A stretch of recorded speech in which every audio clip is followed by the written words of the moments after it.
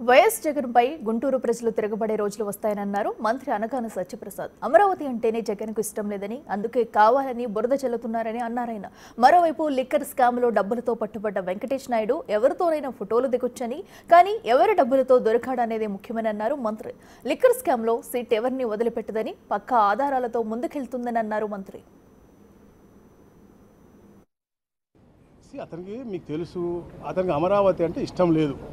14 నుంచి 19 దాకా మేము ఈ రాష్ట్రానికి రాజధాని లేదు, తప్పకుండా ఒక మంచి క్వాలిటీ రాజధాని ఉండాలి, అది గుంటూరు విజయవాడ మధ్యలోనే ఉంటే అది మంచిగా ఉంటుంది, మధ్యలో ఉంటుంది, ప్లస్ మంచినీటికి కానీ దేనికి కొరత ఉండదని చెప్పేసి ఈ ప్రాంతాన్ని ఎంచుకున్నప్పుడు అతనేమన్నాడు 33 కాదు ఇంకా ఎక్కువ ఉండాలి ఎకరాలు అన్నాడు. దాని తర్వాత ఏమో ఇది అక్కడ ఉండకూడదని చెప్పేసి అది పవర్ వచ్చిన తర్వాత ఎవరైతే దీన్ని ఉచితంగా మనకి హెల్ప్ చేస్తారో సింగపూర్ గవర్నమెంట్ పంపించేసిన పరిస్థితి. సో అతనికి ఈ ప్రాంతం మీద ఇష్టం లేదు కాబట్టి దాని మీద బొట్టు చల్లడం ఫస్ట్ నుంచి వస్తుంది. కమరావతి అన్నాడు, భ్రమరావతి అన్నాడు, మళ్ళీ వీళ్ళని అందరినీ నడిపించాడు, చైన్లు వేసాడు, ఇదేసాడు. లాస్ట్కి ఈ అమరావతి ప్రాంతంలో వేషాలు ఎక్కువ ఉంటా అన్నారు. అంటే వాళ్ళకి ఈ ప్రాంతం మీద ప్రీతి లేదు, ఏమి అభివృద్ధి చెందడం వాళ్ళకి ఇష్టం లేదు.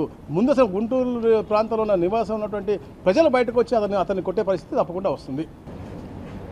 అతను ఎవరో నాయుడు, అతని ఫోటోలు బీజేపీతో టీడీపీ నాయకులతో ఉన్నారంటే అక్కడ ఫోటో ఎవరితో ఉన్నారనేది కాదు, డబ్బులతో ఎవరు డబ్బులు దొరికాడనేది ముఖ్యం.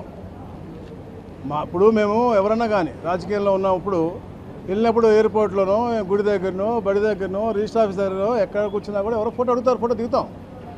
అది మాకు వారికి ఉన్నటువంటి ప్రేమ, అభిమానం, ఆప్యాయత.